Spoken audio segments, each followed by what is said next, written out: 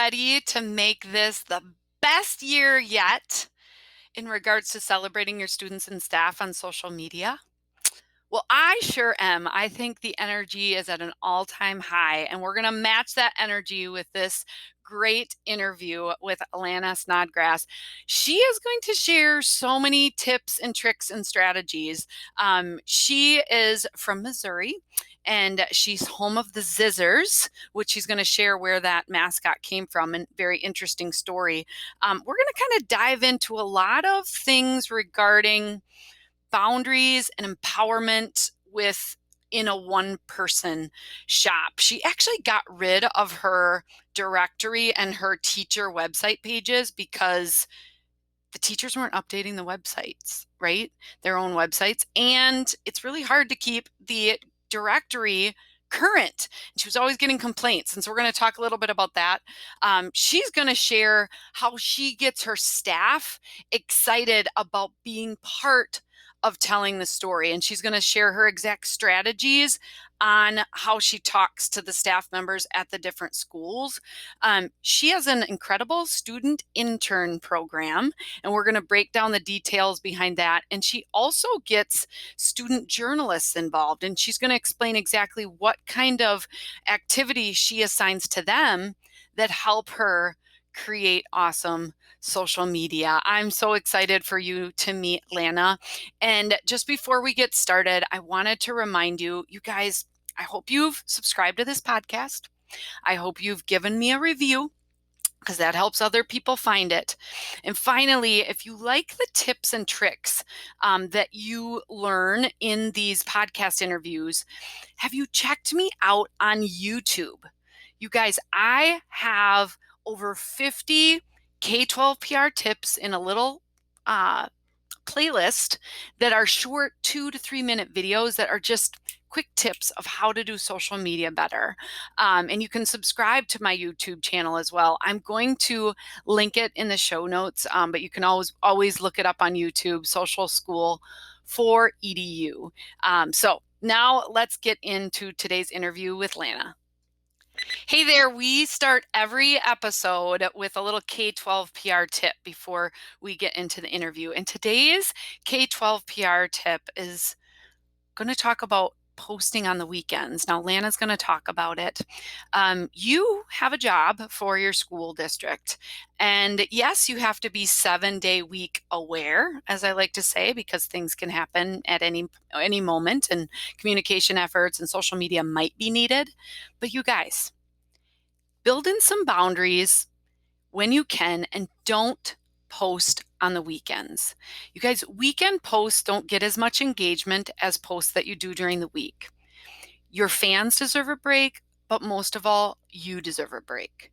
Now, yes, you can schedule posts out while you're doing your work during the week to post on the weekends. So it's like, no, I'm not really working on the weekend. But you guys, you have to look at your posts once they've posted. If people start commenting and sharing and asking questions, you're going to have to be in there. And guess what? You deserve a break. So take it from me. Stop posting so much on the weekends. Now, if there's a big game or a big event, sometimes you have to, okay?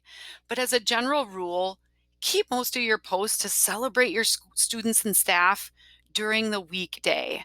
Your sanity will thank you, right? You will be much more refreshed when you get back to work Monday through Friday when you avoid those weekend posts. So I hope that tip helps. Now let's get into our interviews. And I'm so excited for you to meet Lana Snodgras.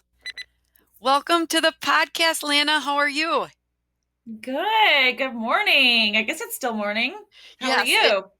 I am very good. I am so excited that we finally got to get lined up for this podcast interview because we've been trying for a while. You're on the hot list with all of our amazing school PR leaders across the country. So I'm glad you're here. Well, I appreciate being here. This is my first podcast actually. So this Is is a new it? experience yeah. Oh my gosh, it's so fun. And everybody, like Lana and I can see each other. You can check out the YouTube version of the show as well. But most people are just going to be listening to us today, which is great. So Lana, for those that don't know you, why don't you just share a little bit about your background and how you got into school PR? Okay. So, right out of college, I started at a local radio station. It was actually 8 radio stations here in my community. And I actually started out as a part time marketing person, sales, really. And then I branched out from that into marketing, and I worked in radio along with, live personalities for 9 years, and got a lot of experience from that. And then I just so happened to be ready to move on to do something else. And I had a friend that served on the school board that I work for now. And he reached out to me and said, I think you'd be perfect for this position. And the rest is history. I've been here for 11 years now. And so my background is media. And then I went into school PR and been here ever since. And I love every moment of it. It's definitely challenging at times. Obviously, we've all had that last year, and still some remaining effects of that. But it's been good for me. I really enjoy it. As we were talking earlier before this call, it's very fast paced. Never is there a day that's exactly the same. But that's it. Really, that's how I got into school PR. Well, that's awesome. So you are the director of communications for West Mm-hmm. Plains School District. So can you just kind of tell us about your district and the size and kind of where you're located? Yeah, so we're 2,700 kids.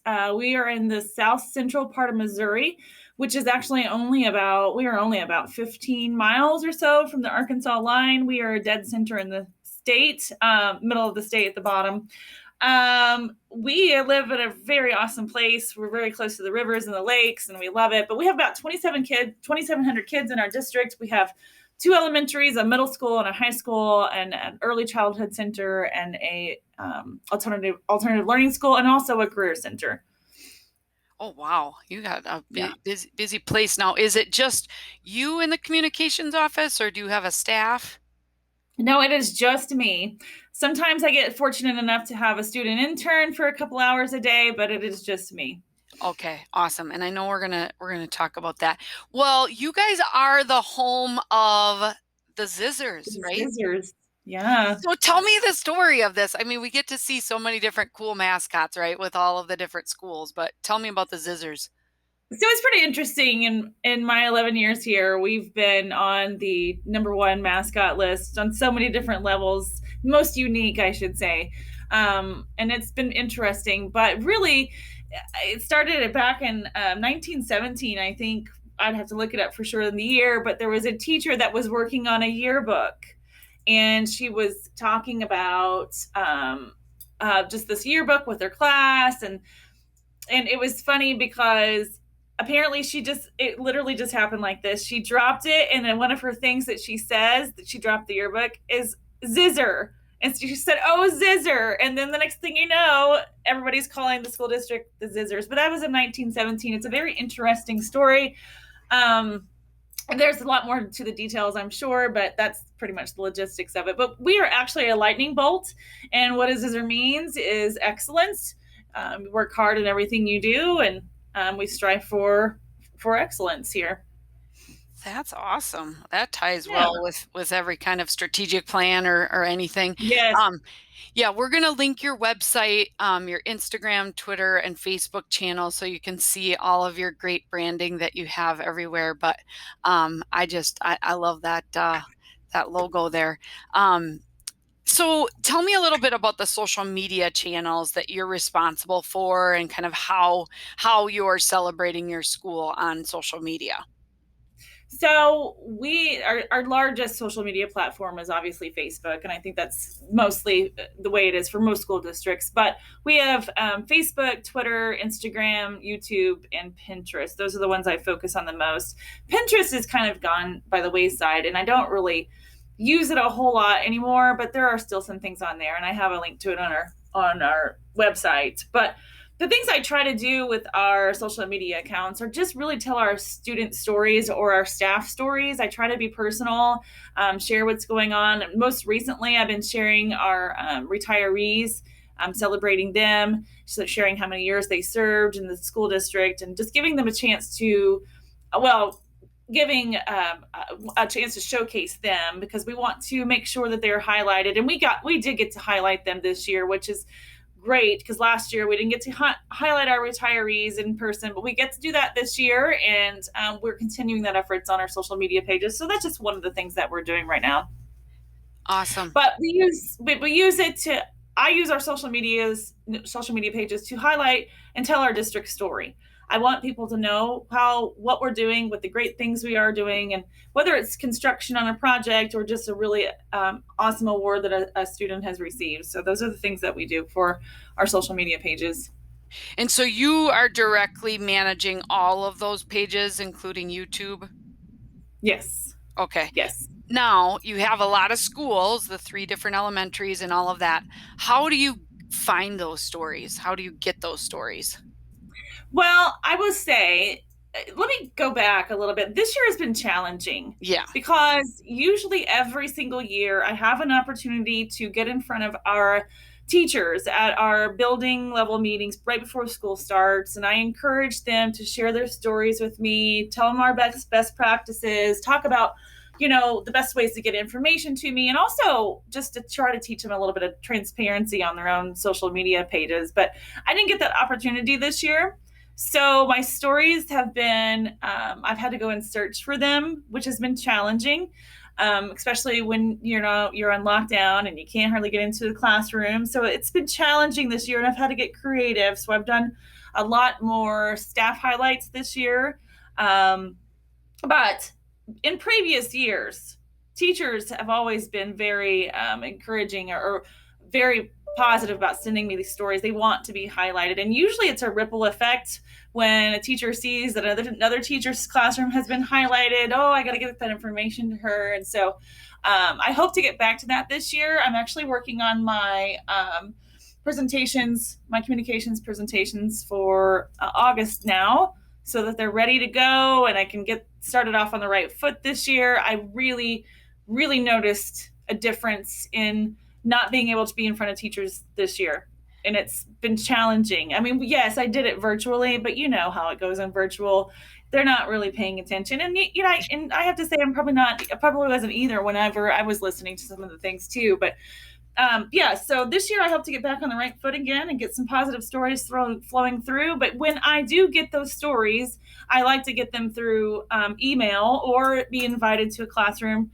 If there's something really major going on, I like to be invited. And honestly, I enjoy that because it gets me in front of the teachers, it gets me in front of the students, and I just take time to do it because I think it's important when a teacher invites you to come to a classroom for a special event, you probably should go. Yeah, So. and you probably have several different campuses that you would have to travel Mhm. around to get to those. But they build relationships, right? And we Yes. know it's all about relationships. It is. It's all about relationship building, and that's where I was going with that. If they reach out to you directly to come to their classroom, it's a good opportunity to build a relationship. So yes, make Yeah. it happen. And when you go to those classrooms to get stories, are you bringing like a big old setup, or are you mainly taking pictures with your phone, or how do you do that? I try to be as less evasive as possible. So I don't bring a big camera. I don't bring the video I just use my phone. I like Okay. to be a little fly on the wall so I'm not interrupting their classrooms and just kind of observe. But some of the kids, especially the littler ones, they like to show me what they're doing. So, you kind of get involved at that point. But I try to be as simple as possible. Yeah. No big setups for me. Yeah. It's just powerful to get into those classrooms. And I know last year was so hard because of, Mhm. just some of the restrictions. Now looking into the 21-22 school year, hopefully we can kind of get back to some of that. Now, you talked about getting things emailed to you. So do you just have Mhm. them, like you just ask them to email your regular email address? Yes, I do. And the reason I do that is yes, they can text it to me, they can Facebook Messenger to me, whatever, but I will forget. If someone was to send me a text message, and it happens all the time, but I will forget because I have to think, oh, I've got to get back to that. But if it's sitting in my email box, I will get to it eventually. Yeah. So I try to really encourage just email it to me. And I know that there are different processes for different communications people, but this works for me because Yeah. I can centralize centralize where that information is coming from. Yeah, I think when you have it in so many different places, you'll be like, oh my gosh, I know Mrs. Smith sent me something, but then you can't remember where it's at. And so it Yeah. sort of Well, and simplifies and things. on the other flip side of that, I'm also just happy that they're sending me information. So I try not to say anything whenever they send it to me in multiple situations. But I don't know. It's I'm kind of a planner and organizer, so it's easier for me just to have it in one. But I'll take it from wherever at this point. So Yeah. But it's good to get them. I mean, it's okay to say, this is great, but next time can you email it to me? Because like, gosh, I yes, would it not is want okay. yeah, I would not want to forget it or so, miss it. Um, so talking about, you're already, working and now this people are listening to this in August. So we're getting ready to kick off Mhm. this new year. Can you just kind of explain again what kind of things that you talk about? Like, are you going to building staff meetings or do you Mhm. talk to everybody at once or how do you do those meetings? Well, once upon a time, I would do what we would individually. Teachers would sign up and staff would sign up for multiple sessions or a session that I would host of multiples that they would come during their off time and learn about the website. This is when they had to do their own website managing, editing and all of that. Okay. And then we would talk about communications and the best way to send me information and that type of thing. But since we've gone away, I've done away with all teacher websites. If they have a link to their Facebook page or something like that, I've gone to that versus actually having teachers edit their information on the website because they just weren't doing it. And Yeah, so let's emphasize this, okay? Because I just saw this in another group, probably in our school communications group, which started in the great state of Missouri. But teacher web pages, like that was the big thing so many years ago, but no, the teachers don't update it. no. So Mm-mm. what did you had them, and then when did you make the decision to go away from them? I would say it was 3 years ago. I just started seeing our metrics and our statistics on our website, and it was just going down. And then I would start getting some complaints about teacher information being Christmas and it was July or whatever. It just wasn't working. And so now we basically have a page for or a website for each of our campuses, but it's kind of all the same information. There's not a lot to dig into. It's all Right. pretty much there on the homepage, which I Okay. think people appreciate. I did away with the staff directory too on our website because it's just ever changing and I cannot keep up with it. I mean, we hired 30 something new teachers this year, and I don't know how many left. So just keeping that updated is ridiculous. So anyway, yes, I've gone away from having teacher websites. Now we just have it's not a static page, but it's a page of information for each one of our buildings, and then of course our homepage. Sure. So anyway, go ahead. Did you Well, have yeah, something? yeah, and I just appreciate you sharing that. And I guess just even with the other aspect of not having the directory, like that's Mm-hmm. good permission, Lana, for everybody listening. Like if you can't keep up with it, then maybe it's time that something changes and you take that off your plate because ultimately if they need to get a hold of somebody, they have a phone number and there's probably a general email on your website. It's okay to offload that. So I like Well, that. and I was just going to say that it was just one of those things that would make me feel like I wasn't doing my job correctly just because I couldn't stay on top of it. And I was tired of getting emails from our HR director saying, "Oh, I found this" or whatever. And I just said, "No, we're not doing it anymore." Yeah. So and since I've did away with the staff directory, I've not had too many people reach out to me and say, I can't find so and so's email address or whatever. And if they do ask, I give it to them. It's not that big of a deal. So Right. Awesome. Okay, so we were talking a little bit about the breakout sessions that you used to do with at back to school time. mhm. So once upon a time, I would do multiple breakout sessions for all of our staff. And then we transitioned, once we kind of did away with the teacher websites, we transitioned into a large district meeting. Well, the problem with that is I found that people weren't asking enough questions. So then I transition into building level meetings. So that we have a week before school starts that all of our teachers come back, and we kick off with a district wide meeting on Monday morning, and then each day our buildings will host a building level meeting. And so that's when I go in and I talk about communications for 15 to 20 minutes, and that's it. We're up to speed. They're on the same page. They're excited. I try to get them motivated about sending me things. And by the time I leave, I feel good about it. Like I said, I didn't get to do this last year, but that has been traditionally, that's what I've been doing the last few years, and it's been working. Okay, so you break it down and go to each building. There's a little more interaction. And then what Mm-hmm. would you say is one of the number one tips to get them excited about telling their story? Any words of wisdom there for our listeners? Well, I think the biggest thing is showing them how excited I am Yeah. about sharing their story. It's to show them I'm passionate about sharing their story. I think that's the biggest thing, and most of them already know that, but just to encourage them and tell them that their stories, even if they think it's small, it's probably not small. And if even if it is, it doesn't matter. There's some place I could probably use that. So just encouraging them. And I think once I do that, and once they get their mind's ticking a little bit, they're thinking about, oh, I could send her this, or I could send her that, or I could invite her over here. So just getting them excited. I've thought about doing some contest, or see how many people will send me stories a month in the winter, whatever. But I haven't got that far yet. I haven't needed to just yet, but we'll see how that goes. But Yeah. I would say the biggest thing that I try to do is just to motivate them and get them to share their positive stories with me. So That's awesome. And I've found a lot of success over being able to show them examples, especially you're at mhm. each building to be like, look at this story, from Mr. White's office or Mr. White's room that where they were able to, reach all these people and look at all these positive comments. I don't know if you do anything like that, but that's Well, yes, sometimes powerful.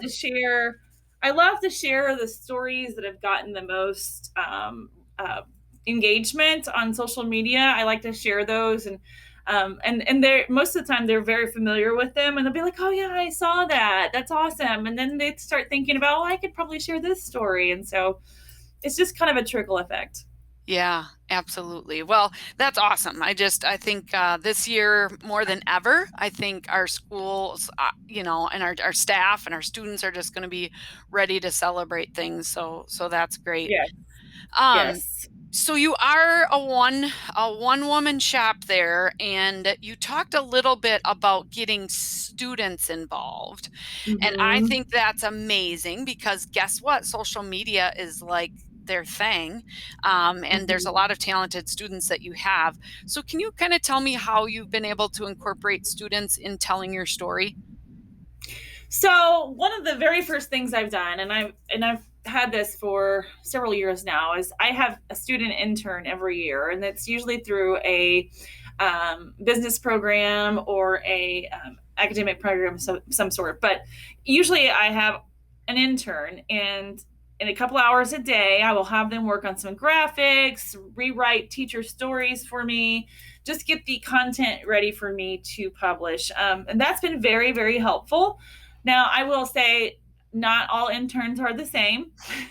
You have some that are very energetic, some very talented social media gurus, basically. I mean, that's what they do, at least what the kids do. But sometimes I find one that's like, he or she just wants to do some of the background stuff and not get to do the social media or whatever. And they're not very savvy. So, I mean, whatever intern I get, I'm very thankful for, because there are some things I just have to cater to that person.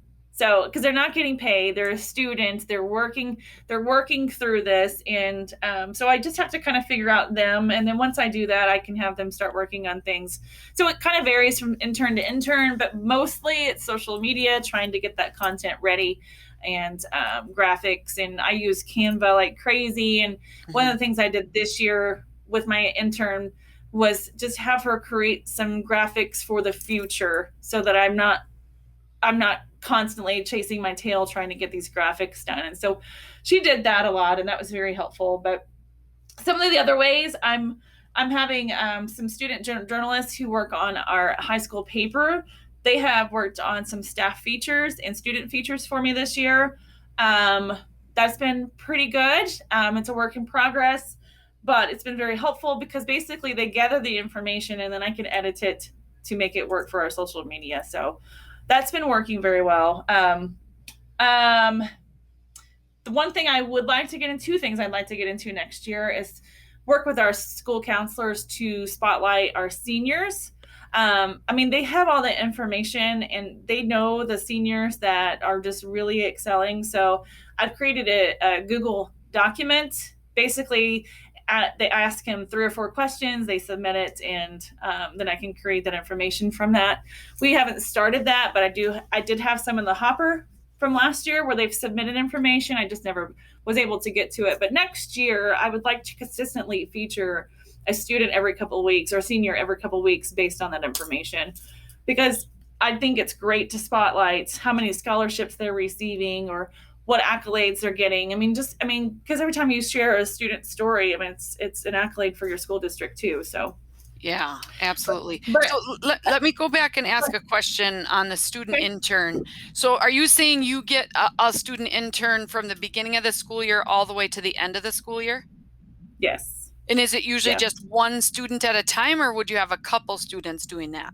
It's usually one student at a time because for me, it's a program that these kids sign up for. I mean, it's kind of like an intern program itself. They can be teachers or they can work in the hospital or whatever. I'm just a branch. Right. My office is a branch of those particular choices that they can make. So, yes, once they sign up, they're in my office for a year and or for the school year, and then I have them for an hour or two Monday through Thursday, and that's it. And I am thankful because I don't know that I could retrain someone every if you had to switch out. It's better to be consistent, especially with a student intern, because you just don't know. And then, like I was talking about earlier, you don't really know what they like to do or what they don't like to do, how savvy they are with social media. So getting to know someone every other day would be difficult. So being consistent with the same intern is very, very helpful. Yeah. And then do they get a grade for that from you, They or? do get a grade. Uh-huh. So Okay. they get a grade. It's part of the project that part of the class that they're taking.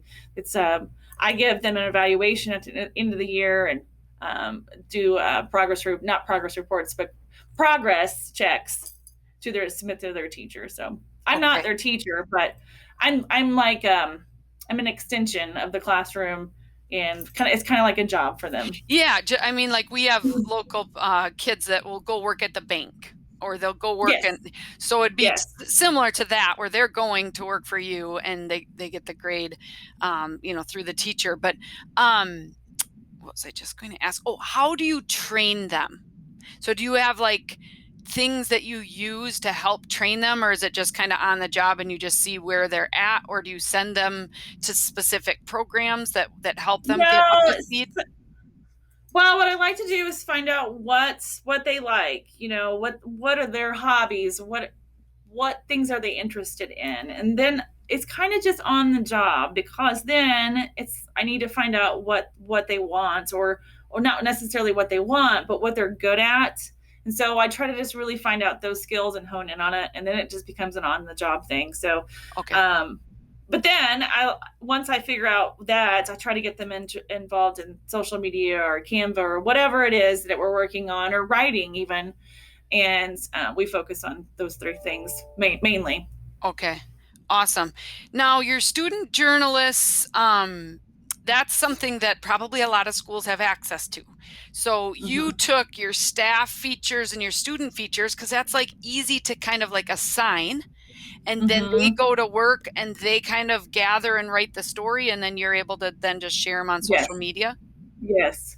It, Yeah, that's exactly what happened, because I basically have given them a template of these are the things I'd like for you to ask. And whether I use all those questions or not, they can go and collect that information, grab the photo or whatever it is, and submit that information to me in a story. And then I can just go back and edit it and make it work for me. So, and okay. then sometimes they featured those stories in their high school newspaper too. So it kind of serves both things. Oh, It's for been nice. sure. And I could see like that being useful for, either like athletics or other kind Mhm. of academic organizations where it's like, hey, this year we want to make sure we highlight all these athletic teams and all these academic organizations. And so just at some point through the year, they could like get assigned to it. And then you could have like a feature that you don't have to go out and do, but that's well done. Yes. And it's told, some of that is kind of told from the perspective of your students, which I think is so powerful. Oh yeah. Absolutely. And there are times when I'll try to give the student credit too on social media, especially because I think the parents, they know that they're working on these projects and they like to see that too. So Oh, it's just the kind of little pat on the back for them. for sure. I love it. So, what is your like best social media tip that you would want to share with our listeners? Well, I would say the best social media tip I have is to be consistent. For instance, if you are going to take a hiatus for the summer, then take a hiatus for the summer. But one of the things I've really ran into over the years is social media in our buildings. So I'll have some building principals that want to start a social media page, and usually I'm all for it, but I have things that I have to ask them. Number one, are you going to manage it? Because I don't let our buildings manage. I don't let our buildings have social media pages unless that building administrator is running that page. And the reason is because I have found that when secretaries or anyone else really, it's just not professional. It's not telling that story like it would from a building principal. So if that building principal is not running that social media page, I don't usually let them do that. But the other key thing I have found is even if it's a building principal, they're still not consistent. So that's my number one tip. If you are consistently posting to social media or Facebook 2 to 3 times a day, then you need to be consistent with that because I've noticed that even just this summer, because my content has not been as much as in the school year, that my engagement process has gone down or my engagements have gone down, which I know I normally expect, but I don't want to see that continue. So I'm going to try to increase my content and be a little bit more consistent. But that would be the number one thing is just to be consistent because I think that it really messes with your metrics and your measurements and I think people expect to see that after a while. So even if you're just posting one time a day to Facebook, then make sure you're posting one time a day to Facebook. Yeah. And also another tip is if you're posting on the weekends, I know sometimes you have to, but if you don't have to, don't. I've learned that the hard Preach. way because uh, Saturday mornings are actually a really good time, I think, to post to social media. But then again, why are you doing that? Are you trying to work 6 days a week? So, you know what I'm saying? Because you're constantly monitoring it. So, while weekends are good, I know that Sunday nights and Saturday mornings are a great time to post, but do you have to do that? I think that's a question that you have to ask yourself. You work 5 days a week, so try to stay within that time frame. Because if you're a person like me, you're a one person shop, you cannot manage that 7 days a week. Take some time off. So, that would be another one. Yeah, that is a great tip. I gave that a while ago in one of my video tips, and it's just like your fans deserve a break, and you deserve a Mhm. break. And even though, Lana, that you can schedule that post to go out on Saturday, so you're not literally on there. But guess what? You have to monitor the comments. If somebody Mhm. starts asking questions, it's a new post that so you deserve a break. And I love your consistency, mantra, and also how you use that to say when people want to start their own pages, okay, are you Mhm. going to be consistent? Because I go back to our dear friend Kristen Majette, who says social media is like a free puppy. It's not like a free beer, right? So Right. it's like you can't just enjoy the free beer. You got a puppy to take care of now. And Mhm. that puppy needs to go outside, several times a day and all of that. And so Mhm. just Mhm. remember that when somebody wants to start a Oh, page. absolutely. And it's usually the new building administrators that are energetic, new puppy kind of thing. Yes, they absolutely want to start a social media page. And I usually have to reel them back in, and I have to ask them why. Why do you want to start a social media page? We have a district page. I mean, what can you do that would be different on this building page than what we offer on our district level? And most of the time, after talking through it, they'll decide, well, I'll just start a Twitter account, my own personal Twitter account, and I'll share student stories that way, and that usually works. We had a new high school principal last year that wanted to start all these social media channels all at once. And I said, what is your purpose? And I asked him, and he said, I just want to share our students' stories. And so we opened a Twitter account, and he's been doing well with it. So that's what he's set on, and it works for That's a him. that's a really good alternative. Really, really good advice, Lana. I feel like this entire interview, you've kind of given people, some good boundaries, some good working boundaries, and some great advice to be able to just, maybe do more with less, and because you can kind of empower other people. So this has been great. Could you share the best way to stay connected to you, Lana?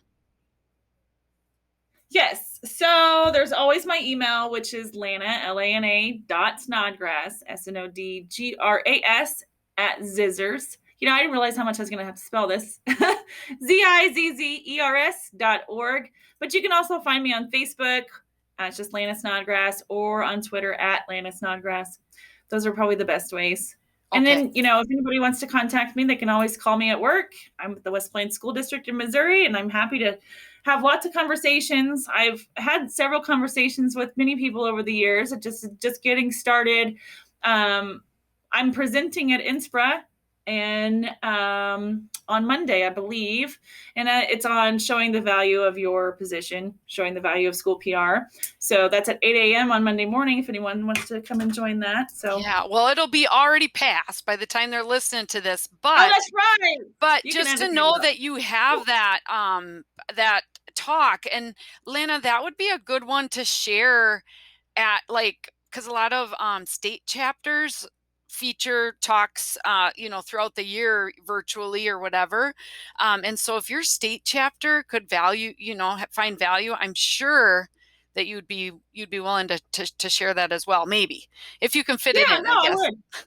Yeah, I believe I presented that session, a particular session last year at our Missouri School Board Association conference, and then I don't think I presented it anytime since then. But I plan on doing it a lot in the future because there is some value there that I think people don't really think of, and on how to get that message across about what it is you're actually doing. I read a T-shirt yesterday. It says, "People don't know what I'm due until I don't do it," which is what really that we do. So, Right. but there are different ways that just show the value of what you're doing, and I feel like it's important because I think sometimes you can get overlooked, or just really they maybe question what it is you do. And like I said before, they don't really know what you're doing until you don't do it. So Yeah, show that absolutely. value. Well, thank you so much for spending time with us today. You guys, we're going to link all of Lana's contact information in the show notes, along with her social media channels. I wish you the best this school Yeah. year. And thanks everybody for listening. We'll see you next time. Bye, Lana. Bye.